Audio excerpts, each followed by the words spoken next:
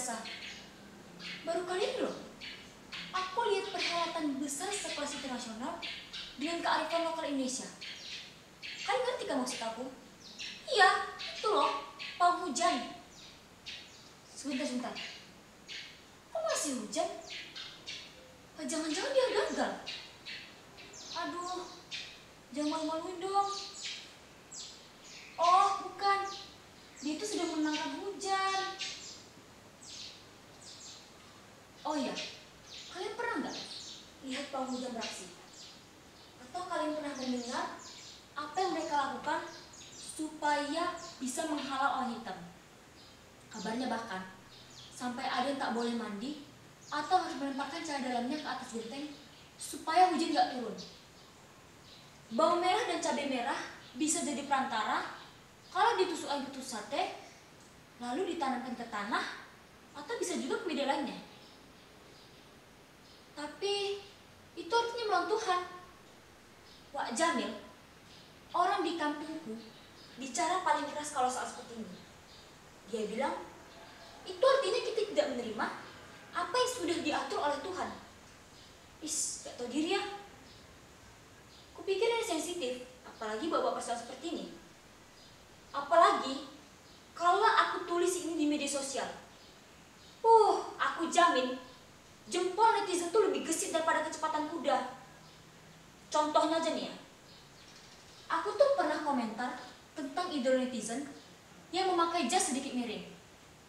Komentar balasan justru bukan ku dapat dari idola, justru dari fans fanatik yang rela mati-matian ngebela idolanya. Aku yakin soal pawang hujan ini pun itu viral gara-gara netizen. Andai aja ya, netizen tuh punya akses terbatas dalam berkomentar.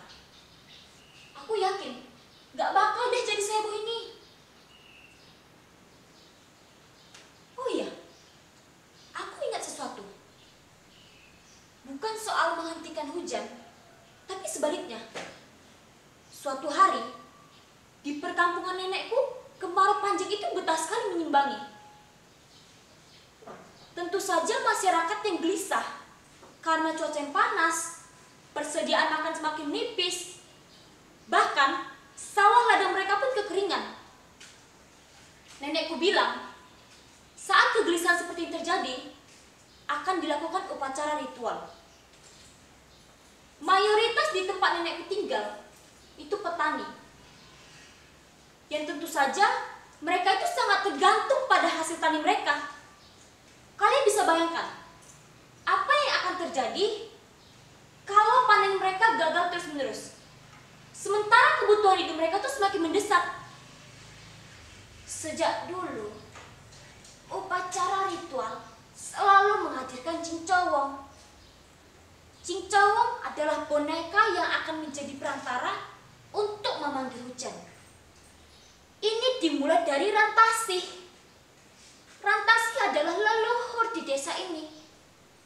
Rantasi yang gagal mengajak masyarakat untuk mencari mata air, akhirnya menemukan cara supaya masyarakat mau melakukan upacara lewat tirakat tidak makan dan tidak minum selama 3 hari. Itu pun harus dilangsungkan lewat media cincowong. Ya, aku ingat lagi. Suatu hari, sewaktu aku masih kecil, aku pernah melihat masyarakat melakukan upacara itu. Tapi pada saat itu, aku belum mengerti apa yang sedang mereka lakukan. Yang aku tahu, untuk anak seumuranku dulu, boneka cincowong itu benar-benar tampak menyeramkan. Bahkan aku sempat dikejar oleh boneka itu. Ya, boneka itu akan mengejar siapapun yang tidak percaya atas apa yang mereka lihat saat sedang menyaksikan upacara ritual. Cincowong, cincowong, pilguna pilem bayu, ayah pengantin anyar, lili lili pring. Nah, itu dia sepotong lagu cincowong yang dinyanyikan dengan sinden. Para penabuh alat memainkan alatnya. Ada memukul buyung dengan hit, atau kipas yang terbuat dari bok, atau kipas yang terbuat dari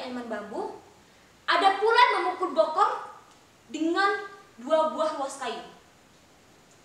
Aku bersama kakakku diam-diam menikmati pertunjukan itu. Musik yang tercipta antara pukulan bokor, nyanyian sinden, bahkan gerakan apapun, sekecil apapun, itu benar-benar tampak menggugah. Menurut teori, mendengarkan musik itu banyak manfaatnya loh. Dapat mempengaruhi kesehatan fisik maupun kesehatan mental, memberikan rasa nyaman, mengurangi rasa sakit, bahkan energi dalam tubuh itu disalurkan. Menurut kalian, apa sih yang paling menarik saat mendengarkan musik? Buatku, alunan irama dalam musik, apapun musiknya, kata kakakku, orang-orang bisa jadi trans saat mendengarkan musik. Asik bukan? Musik yang dinyanyikan pun sangat menarik. Ada perasaan lain, seperti kita sedang berada di dunia berbeda. Sementara itu, Ibu Nawita yang menjadi punduh sedang berjalan ke arah halaman di mana tempat ritual itu dilangsungkan. Ia berjalan diiringi dengan dua orang lainnya yang aku tidak tahu itu siapa. Tampak olehku, ia berjalan sambil memangku boneka cincongnya. Begitu kira-kira gerakan Ibu Nawita. Ia berjalan di antara anak taraje, celah di antara anak tangga yang terbuat dari bambu. Itu memang cukup untuk satu langkah kaki Ibu Nawita. Ibu Nawita berjalan sambil memangku boneka cincongnya, lalu menghadapkan boneka cincongnya ke cermin yang sudah disiapkan oleh asistennya, sambil berkata, "Cincong juga harus disisir supaya rapi rambutnya.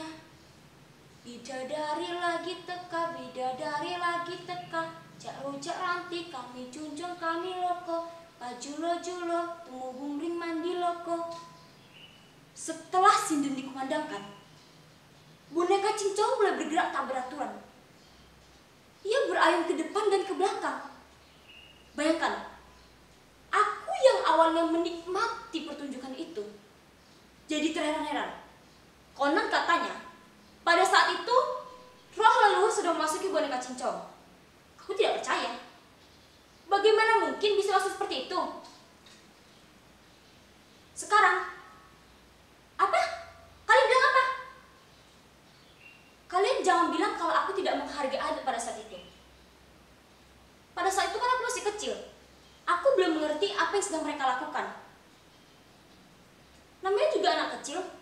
Tidak masuk akal buatku pada saat itu. Sekarang, gimana sekarang? Kalian penasaran? Kalian kepo? Pada saat itu aku berbisik pada kakakku. "Kak, upacara ini aneh dan gak masuk akal ya." Lalu aku menyanyikan lagu cincong dengan nada yang sedikit mengejek. "Cincong, cincong, hulu canting awak bubu, cincong, cincong, pala canting badan bubu." Lalu tiba-tiba boneka itu mengejarku. Lihat, lihat, ia menyeringai. Aku bisa melihat mata boneka cincong itu seperti hidup. Ya Tuhan, aku tidak mengira bahwa cincong akan bereaksi seperti itu. Aku seperti bisa mendengar boneka itu berbicara. Dia bilang, "His, kamu bocah, berani-beraninya mengolok-olok aku." Aku merapatkan badanku pada kakakku, sambil komat kami memohon agar aku tidak terus dikejar oleh boneka itu. "Kak, tolong aku. Nenek, tolong." Nenek yang berada di teras dekat halaman lalu menghampiri aku. "Apa? Kamu bicara apa tadi?" "Percaya. Kamu harus percaya. Kamu juga tidak boleh mengolok-olok cincong. Tapi, Nenek, tolonglah aku. Aku minta tolong. Usir dia. Jauhkan dia dari aku. Tolonglah, Nek. Aku percaya. Aku minta maaf. Aku percaya, cincong." Lalu Ibu Nawita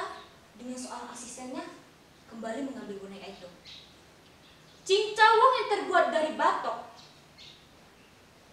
dan diberikan baju berwarna kuning, lalu diberikan sampur juga pada badannya. Dan di lehernya juga terdapat kalung yang terbuat dari bunga kamboja. Suasana malam saat di halaman itu benar-benar terasa sangat mistis. Aku pikir itu hanya akan terjadi ketika boneka itu terus bergerak. Upacara diakhiri dengan saweran bunga kamboja yang dicampur dengan air lalu diciprat-cipratkan. Hujan, hujan, hujan. Sejak saat itu, aku sudah tidak berani lagi mengolok-olok apa yang sudah menjadi adat atau apa yang tampak tak masuk akal. Benar, memang benar, kita harus percaya penuh kepada Tuhan. Namun bagaimanapun, ada makhluk lain dari dunia lain yang tidak kita bisa lihat secara kasat mata. Makhluk yang sama-sama ciptaan Tuhan. Ada ritual-ritual yang masih dilakukan sampai saat ini. Namun, seiring berjalannya waktu, semakin tak ada pula yang melestarikannya. Dengan alasan, zaman sudah modern. Semua bisa diprediksi yang buat pelajaran atau keilmuan. Kita kembali membahas wanita yang divin saja ya. Kalian lihat, simbol. Simbol juga biasa digunakan untuk meditasi. Biasanya orang-orang menggunakannya untuk terapi pengobatan. Aku pernah ikut simbol. Kata guruku, frekuensi dalam tubuh itu diselaraskan. Hei, lihat, ada pembalap yang sedang menirukan gerakan pawang hujan itu. Wah, berita viral ini. Aku ingatkan kembali pada kalian ya. Kalian boleh memilih untuk percaya atau tidak percaya. Cuaca memang bisa diprediksi. Mungkin saja pawang hujan mempunyai keahlian khusus yang kita tidak ketahui. Atau mungkin saja keahlian itu ia dapat dari turunan. Kabarnya, Ibu Nawita, orang yang ada di kampung itu, kabarnya juga keturunan dari Rantasih. Perempuan yang mengajak masyarakat untuk mencari mata air. Perempuan yang prihatin dengan kemarau panjang yang melanda desa. Sampai-sampai harus menggelar upacara pemanggilan hujan lewat cincau. Ada satu rahasia lagi yang baru saja aku ketahui. Beberapa hari lalu, sebelum nenekku meninggal, ternyata nenekku juga keturunan dari Rantasih loh. Menjadi punduk pernah ia lakukan sebelum dilakukan oleh Ibu Nawita yang kebatinannya jauh lebih kuat. Bahkan, menurut bisikan yang diperoleh nenek, tahun depan akulah yang